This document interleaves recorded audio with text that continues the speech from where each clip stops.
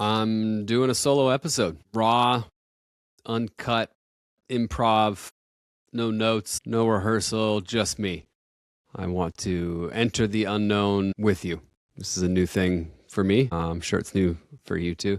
Enter the Unknown, the podcast. It's not about me, Hayden Thomas, but I want you to get to know me and who I am. And I look forward to sharing my life and exploits and really engaging in some of the things that I love with the guests that I'll have in the future. And who I am really is I'm an adventurer. And I've been told many times by many people that I have lived many lives in my careers as a professional chef, as a registered Maine guide, as a professional paragliding pilot, instructor, entrepreneur, a kombucha brewery owner, private chef.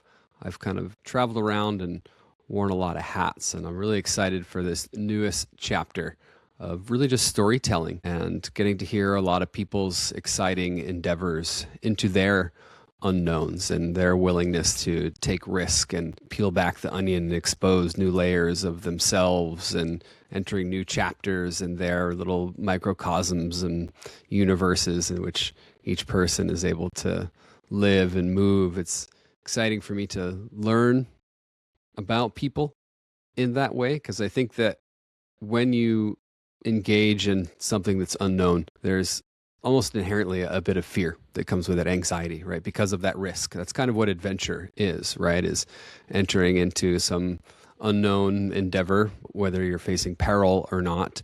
The unknown element is what creates that anxiety and potentially fear, because it's a risk. You never know what's going to happen in this world. And I know I've done that many, many times, countless. I've had several severe traumatic accidents in which I've been hurt, mostly through winged sports, speed flying, paragliding, big passions of mine.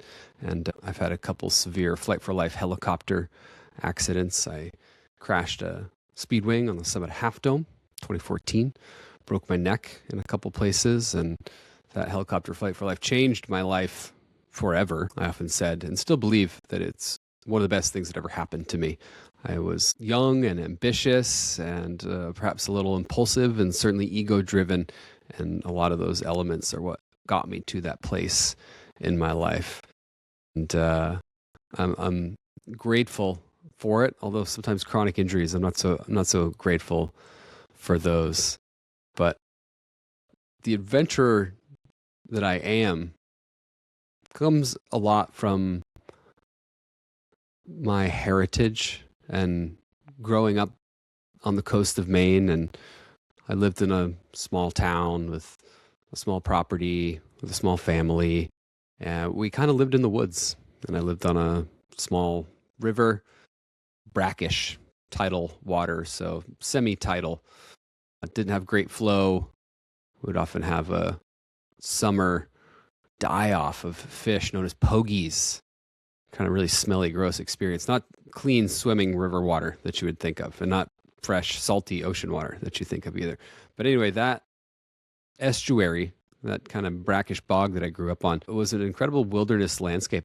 And I was able to canoe and hike and cross-country ski in the winter. And that opened up this outdoor natural adventure element for me, which triggered a lot of like instinctual drive. I think it's part of like a human species desire, certainly for men, to like go and see and achieve and conquer in a way, and conquer those fears and, take on those risks in what is sometimes a dangerous way.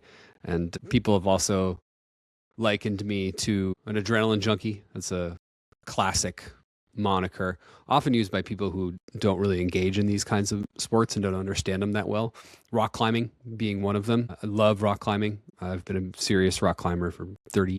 Climbed El Capitan a dozen times. I've done the famous route, the Nose, in a day. I've done that a few times. And the thing about being an adrenaline junkie is, first of all, you can't really get addicted to adrenaline. That's part of your autonomic nervous system. That's your fight or flight. You're either running for your death or you're standing up and fighting for your life. And things like rock climbing, as a perfect example, are not adrenaline-fueled sports. They're quite the opposite. In fact, if you look at famous climbers like Alex Honnold, who is known for doing some of those perilous free solo climbs, climbing massive buildings and big walls like El Capitan without a rope. And if he was really adrenalized and pumped up the whole time, he wouldn't be doing so well. His heart rate would be elevated and he'd be a lot more likely to get sweaty and would potentially fall off and die.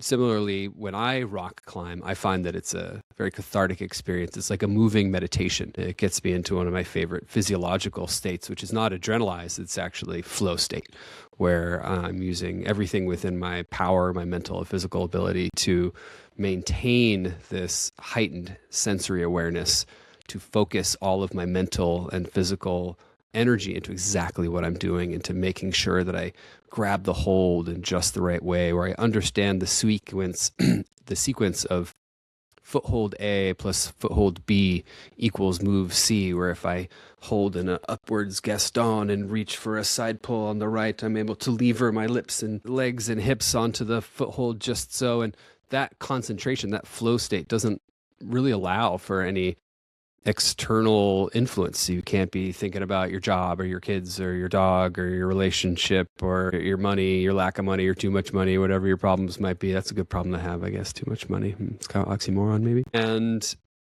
yeah, the monikers and the hats that I've worn and the person that I am, and the way I try and think of myself versus how I think of people think of me, right? Like your kind of ego's self-expression of who you really are, that avatar you create for yourself in your mind's eye. I think I am this person, therefore I try and speak and act a certain way to live up to the old standards of myself. And really it just keeps coming back to kind of like I'm an adventurer. I really enjoy taking risk, calculated risk, and that's brought me into a lifelong paragliding, rock climbing, travel, even now some of my newest ventures of adventure into entrepreneurialism and starting businesses and small businesses.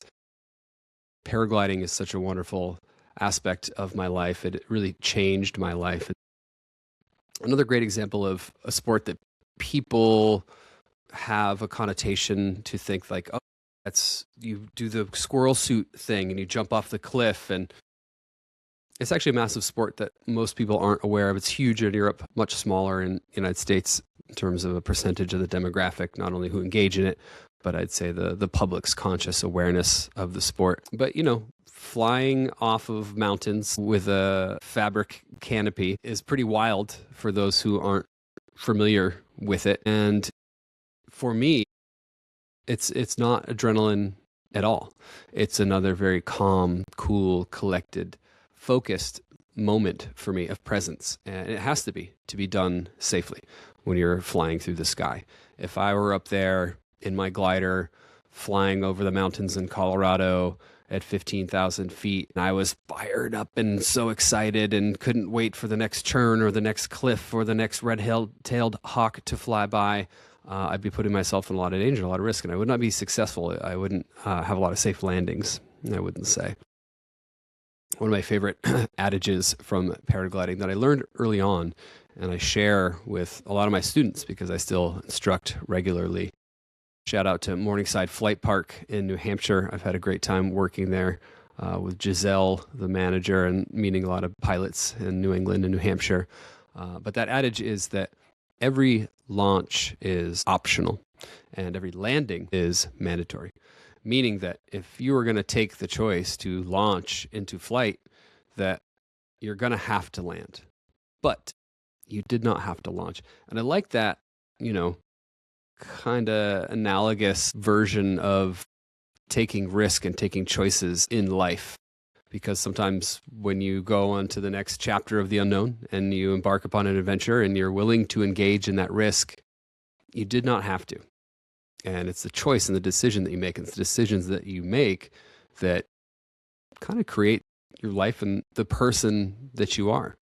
Certainly there's many, exogenous influences in our life, but then there are so many beyond our of ability to affect. And whether it's the genes that we're given or the life circumstances that we have been afforded by the home that we've been born into and the family that we were given through the grace of the universe and It's fortuitous reasons to put us where it has. And yeah, I'm kind of rambling a little bit there, but I don't mind because it's just me and you. It's raw. It's uncut. This is what it is. I didn't have a script. I didn't have a plan. I just wanted you to get to know me. I'll be able to tell a lot of these stories throughout the phases of this podcast with the guests I have. So I'm not going to go too deep with a lot of them, but creating an image for who I am. You know, I've always considered myself a bit of an alchemist in a way, to a creator. You know, when I was a kid, my mom told me at a very young age that I told her I wanted to be a chef. And that's something I knew and believed to be true as a child. And I wanted to be a chef. And I grew up and became a chef. You know, I grew up in Maine in the 80s and watched a lot of PBS and watched a lot of like cooking shows. And mom has some great stories about me being a kid and wanting to learn how to cook. She bought me a cookbook. I might have been 10, and I cooked dinner for the whole family. I think I made chili at about age 10 and cooked dinner for the family. It's a beautiful memory for me because I truly believe that everyone has the ability to manifest their own reality. And that sounds pretty magical and pretty woo-woo, but there's a lot of truth to it too. And you have to really consciously believe that you can do a thing before you will do a thing. It's like the placebo effect being real. If you don't believe it to be, it never will be, of course. And that little glimpse into my past and my ability to become a chef was another big part of my like adventure and life. And so at a young age, in my early 20s, I was already kind of head chef of a restaurant. I got to work in Aspen. I worked for the Aspen Skiing Company and ran restaurants on top of the mountain, which is another wonderful adventure, skiing to and from work every day and kind of climbing the ladder and going through the food and beverage ranks, eventually driving snowcats and training employees how to take snowmobiles to and from work and opening new restaurants and designing menus. And it was a beautiful period of my life, and it actually afforded me the free time to really hone my craft and my passion, which was not actually working and chefing in restaurants. It was being in the outdoors, and it was rock climbing, mountaineering, and skiing and ice climbing. I love ice climbing. I went ice climbing a few weeks ago in New Hampshire, and that quickly led to paragliding. I didn't even know when I first started big wall rock climbing in Yosemite that paragliding was a sport. It was there in my periphery of awareness. I kind of knew it was a thing, but I had no idea that there was this sport where once you climbed the mountain, you could fly back down instead of walking. And when I found that out, I said, sign me up. I'm in. And of course, my best friend and roommate at the time, we knew some kind of paragliders through friends of friends in the ski patrol, and we managed to get our hands on some used equipment. And then we started kind of going up in the foothills of Colorado and launching ourselves, hucking ourselves, as we would say back in the day, off of these slopes. And we thought it was just great fun. We had the just basic set of skills. We hiked up the hill, flew 30 seconds back down to the truck. Did that, a dozen times. And then we should go to a bigger hill. And we kind of drove a little further, found a bigger hill, and hiked up the hill. And we fly down, and all of a sudden we're flying over the truck. We're 50 feet over 100 feet over the truck. We're watching the truck go. I don't know how to get down. Do you know how to get down? I don't know how to get down. And pretty cool. Everything was safe and fun and wild. And we're guys in our 20s cutting our teeth on extreme sports, right? There might have probably a little adrenaline in there. Who am I going to lie? We all like a little once in a while. And we went and told our friends about our great success. And they said, whoa, hit the brakes, guys. You're going to need some proper training before you kill yourselves. And with that sage advice, we went and got our paragliding licenses, P2 as they're known, and took some training. And that accelerated my life really quickly in a lot of ways. I ended up moving to Maui after quitting my corporate chefing job and said, screw you. 9 to 5. I'm a freewheeling, dirtbag, rock climbing, hippie, paragliding man. I'm going to go live like a free bird. I moved out to Maui, became a full-time paragliding instructor, tandem pilot, which was an incredible period of my life. Living in Hawaii is truly pura vida. The food, the water, the air, the sun, the culture. There's a reason it's paradise. And I was really fortunate to spend the time that I did there. And I gained a lot of experience there, life experience, met some incredible people. And that kind of just catapulted my life in a bunch of different ways, good and bad, including the accident that I alluded to. That was in 2014. And I was hospitalized for a few days. Didn't end up having surgery. Broke the left lamina, a C1 and C3 in that accident. Returned to Maui and really focused on spirituality. And I did a lot of meditation and a lot of yoga. Walked barefoot in the grass. And once I was physically able, swam in the ocean. And within 3 months less, actually, I remember it was 9 weeks that I got the neck brace off and essentially had almost completely healed myself with the power of intention. Classic Western medicine had said, oh, you're probably going to need surgery and you're going to want to do this and you're going to want to do that and take the pain meds. I took no pain meds. As soon as I got back to the island, I was probably on a good cannabis regimen at that time. I wouldn't smoke because that's inflammatory, but I was certainly doing some edible oils and that kind of stuff.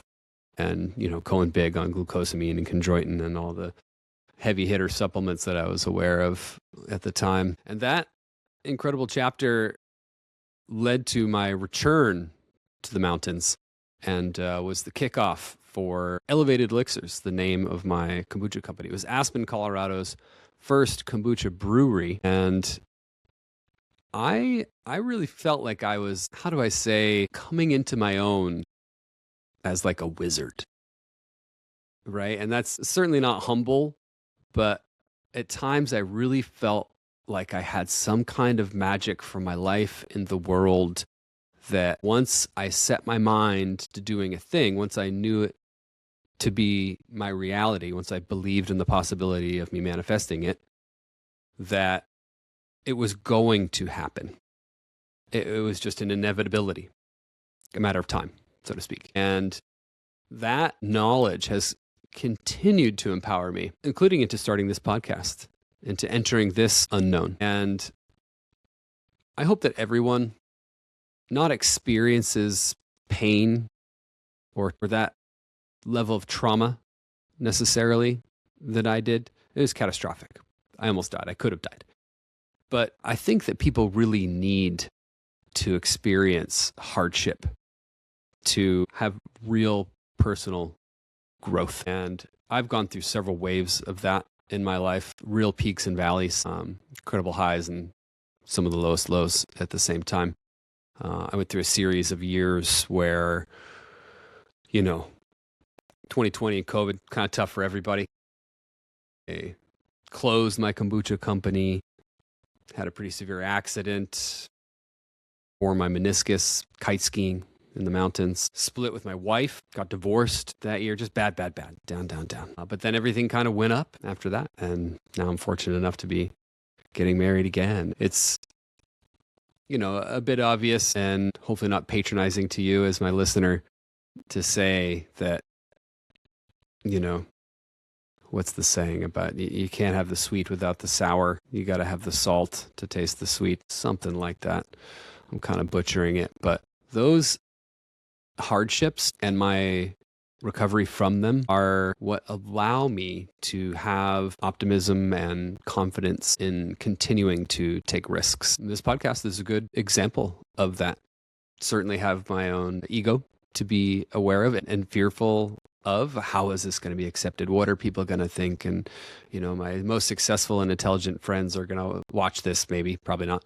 But they could. And certainly my inability to clearly articulate, or if I fumble my words or I stutter or I can't remember if the sweet is the sour or the sour is the sweet, could be used against me in a judgmental way. See, there I am fumbling my words again. And I am okay with that. It's hard. It's a difficult pill to swallow. But I'm willing to put myself out there because of the rewards that I know I'll receive in the long run. And that's just what this is. That's what adventure is. That's what entering the unknown is. I think that, I love it's a cliche. Probably is a cliche. If you're not living on the edge, you're taking up too much space, right? You got to be willing to push the limits some. You got to be willing to go for it. And I have always been that person to my own detriment. In fact, certainly I'm realizing about myself, and I've known this, but I still try that, I'm not Michael Jordan, right? I'm not the guy that makes that shot at the buzzer, right? I'm not the gold medal Olympian. I'm not the smartest. I'm not the strongest. I'm not the fastest, but I do believe myself to have like a certain tenacity. And I don't think that that is something that you're born with. I don't think it's something that you can learn necessarily. It's only something that can be like gained through experience. And that willingness to push through fear and risk and danger and adversity, again, like you kind of build a tolerance to it, I suppose, in a way. Like there's some level of masochism there that, I'm willing to do the hard things. And with that comes a certain amount of failure too. And I don't want to talk about failure too much because I'm trying to talk about who I am and I want you to get to know me. And it's more exciting to learn about my successes, I suppose, because that's like fun and intriguing and engaging. And so, yeah, the kombucha company, I sold the kombucha company and I bought a bunch of Bitcoin. Praise the universe for the blockchain. I'll talk about Bitcoin a lot in this podcast. I'm a Bitcoin maxi. I'm a big believer in its ability to potentially save the human race as a means of exiting a fiat currency and the debt slavery for which we are all chained to, unfortunately. But I look to have some much more educated folks speak about economics and currency in the future. And so that was a great success, of course. Who says that? Borat? Great success, right? And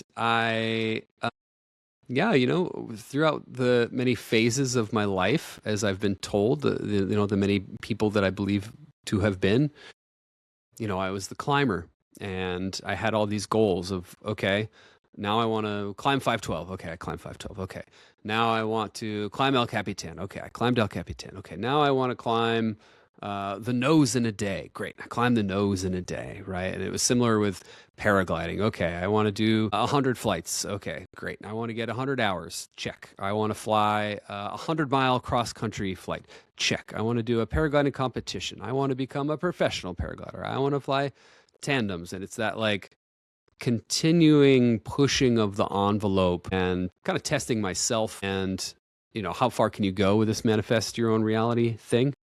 It has kind of kept me going, right? It's the successes that keep you chomping at the bit and wanting to get more. And that's a big part of who I am. And that's why I am embarking upon this latest venture in the Enter the Unknown podcast, because I want more. And now I'm having a lot more thoughtful, conscious decision making in my future and starting a family and wanting to have a low time preference in understanding that my horizon is much further than it ever used to be, and almost in creating a legacy for my family. I want to have a great relationship with my grandchildren. I want to be able to share my adventure stories with them and still be healthy and still be mobile. And, I want to be able to belay my grandson rock climbing, or granddaughter also could be a rock climber in the future. And it kind of starts today in a way for me, sharing these stories, capturing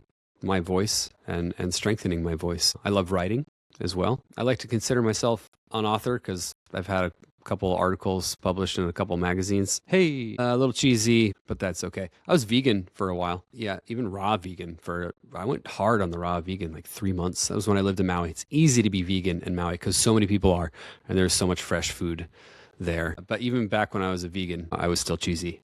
Hey, little chef joke. And oh gosh, where do I take it from here? How much do you want to hear of me? We're not even half an hour in. Okay, I can keep going. I can give some more stories of success, perhaps. A recent success would be my becoming of a registered Maine guide. Something I never had in my realm of possibility, did not believe it was something I wanted to do. I didn't even really know much about it.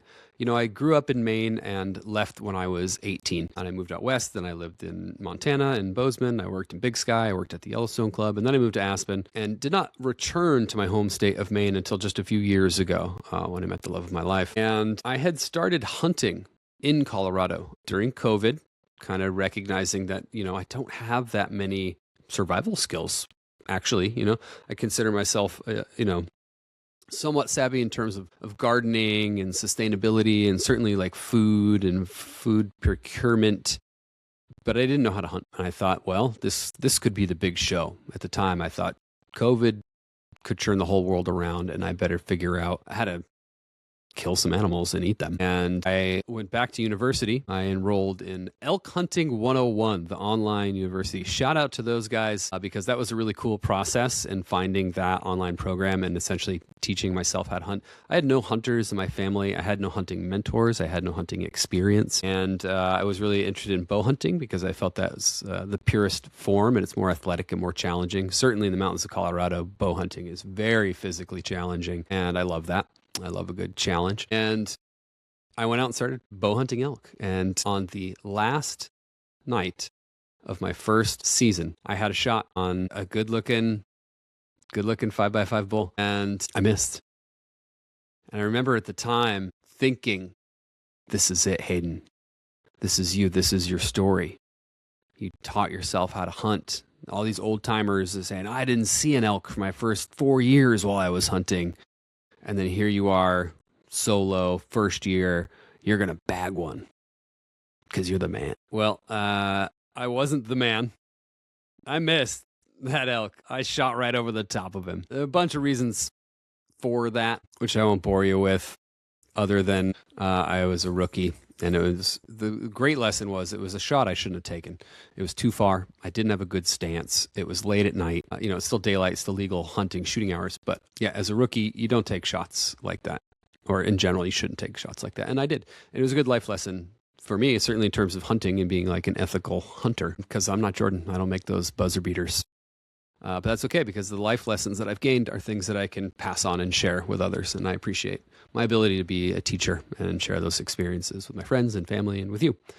And so fast forward to becoming a registered Maine guide, this new success, upon moving back to Maine, I wanted to learn about moose hunting. And so I went to the local kind of gun and bow archery shop and started asking questions. And one thing led to another. I got connected to this guy. I got connected to that guy. And I learned about the OMM Outfitters, the biggest hunting outfit in northern Maine.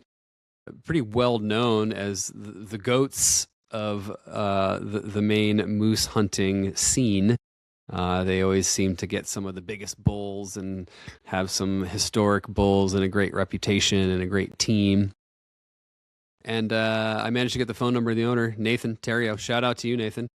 He's such a great guy and business owner. And we had a brief conversation. And he said, hey, what are you doing this weekend? We're having a guides training. Why don't you come on up and check it out? And I was able to apprentice for a season and followed along on some really fun bear hunts and followed along on some moose hunts and got some great education and some great training and decided I want to do this. I'd like to become a guide. I've done a lot of rock climbing, guiding and instruction, a lot of skiing, instruction, ton of paragliding, teaching, guiding, and instructing. It's something that I really enjoy doing, sharing skills and watching people achieve their own successes. And I thought that embarking upon big game guiding in Maine could actually be perfect for me. I love the outdoors, and it's going to open a lot of doors for me. It already has.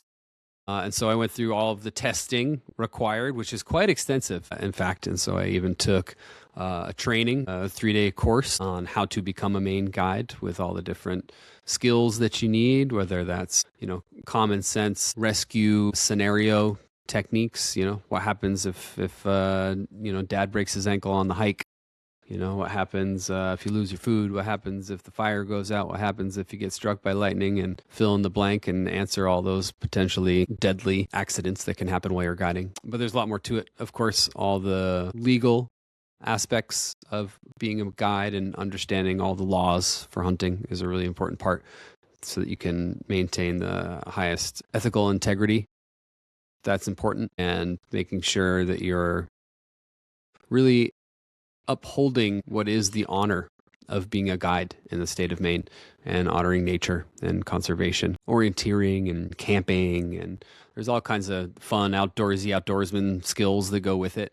The parts of the test that were really challenging was how finite some of the questions were, in fact, including it was both a oral examination and written. And so you had to sit with 3 game wardens who kind of drilled you on personal aspects and scenarios and legalities, but then lots of really difficult, how many inches does the cable need to be for a bear trap in Maine? That's a snare, cable ankle trap.